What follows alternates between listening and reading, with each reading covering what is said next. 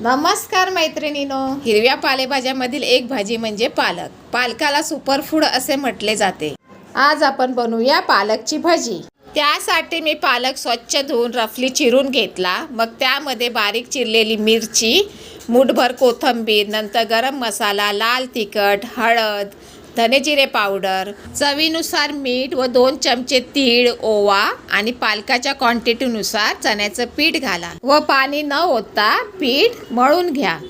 पालकामध्ये calcium, magnesium, iron सोबतच vitamin A असतं. त्यामुळे हिमोग्लोबिन वाढतं, रक्तातील साखरेचं प्रमाण नियंत्रित राहतं व रोगप्रतिकारशक्ती वाढते. पालकची भाजी तुम्ही मंद आचेवरच फ्राय करा.